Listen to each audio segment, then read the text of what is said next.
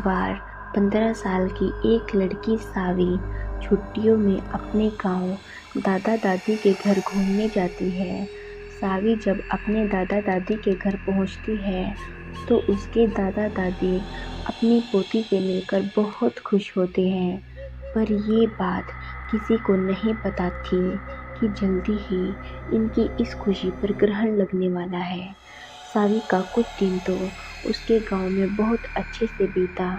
फिर एक दिन सावी अपनी सहेलियों के साथ गांव के बगीचे में खेल रही थी। सावी खेलते खेलते आम के पेड़ को देखती है। उसके बाद वो अपनी सहेलियों से कहती है, चलो ना आम तोड़ते हैं। सावी ढेले से आम को तोड़ने की कोशिश करती है और उसका ढेला आम को लग भी जाता है, जिससे आम गिर जाता है और आम गिरते हुए थोड़ी दूर मिट्टी में दबी एक पोटली के पास चला जाता है। सावी जब आम लेने वहां पहुंचती है तो उसे पोटली का हिस्सा थोड़ा दिखाई देता है।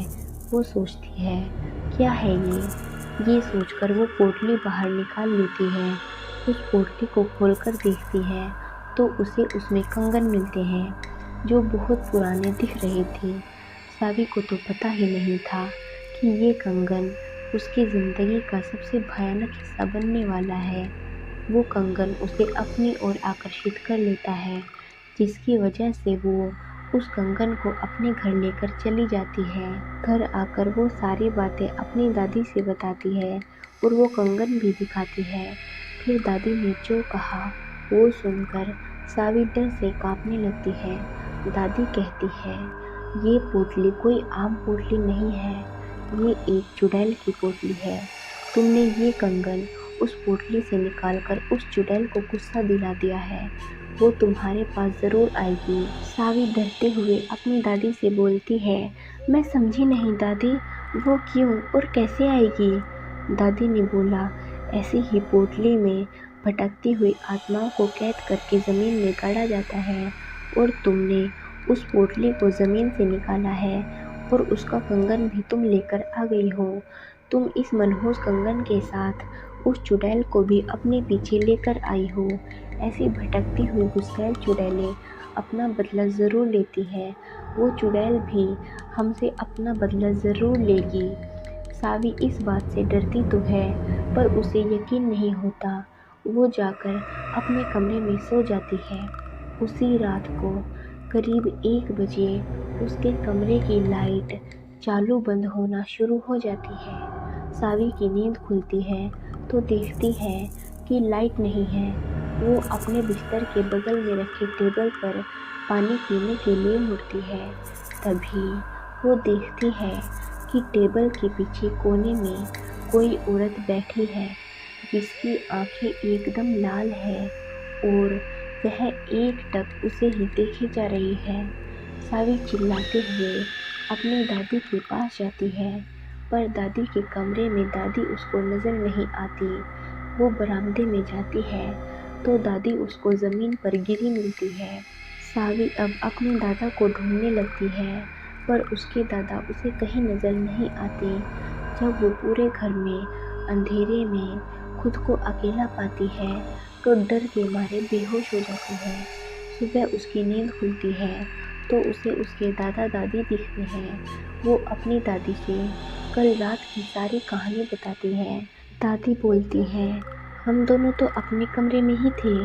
दादी अब समझ गई। उन्होंने बोला, ये सब उस चुड़ैल ने किया है।